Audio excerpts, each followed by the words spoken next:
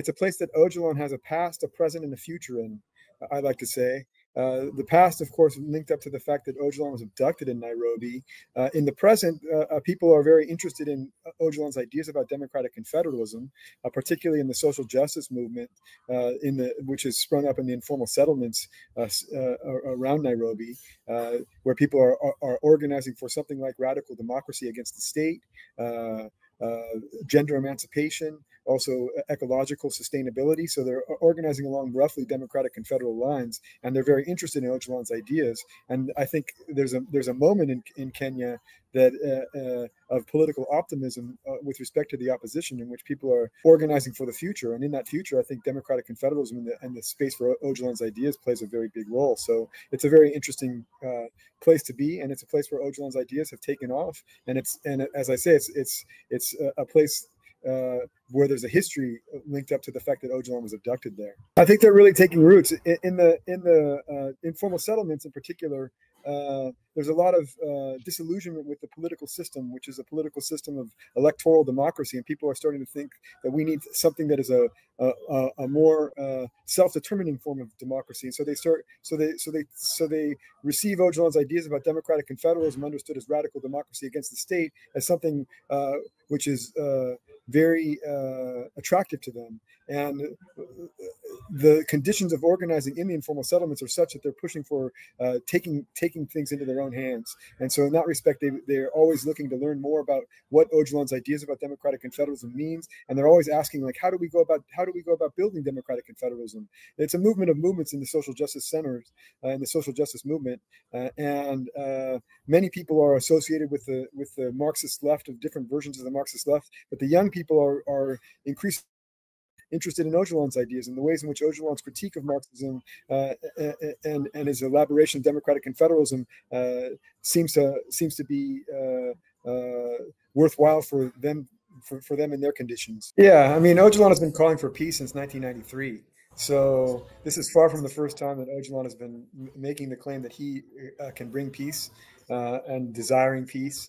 I think it's nevertheless very important that as the leader of the PKK, he makes that message very clear. In this moment, it's a way of hopefully defanging the fascism in Turkey, taking away the excuse that the fascists have for their assault upon the Kurdish people, and pushing for a democratic alternative, a democratic, peaceful alternative.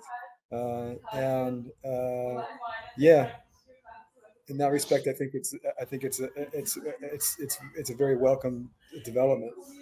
But like I said, it's nothing new. It's important. I remember talking with Judge Essa Musa, who was Nelson Mandela's lawyer, and he always said, only a free man can negotiate. And so the freedom for Öcalan becomes really part and parcel of the peace process. I think that the conditions have somewhat softened. They've allowed for more people to visit him, but he's still in relatively inhumane conditions. And in order for the peace process to culminate, I think we need to be moving towards Öcalan's freedom. And I think it's incumbent upon the Turkish state to take the steps necessary to show that they're willing to make a move in favor of peace as well. Well, Öcalan has a vision of a democratic society, of a democratic confederal society that he hopes to build within the democratic society of the Republic of Turkey. And I think it's really important that the Turkish state understand the historic opportunity that they have with respect to Öcalan's call for peace. That this historic opportunity, if it passes, we could have a generation of continuing conflict, even though at this point the PKK has made unilateral steps to dissolve.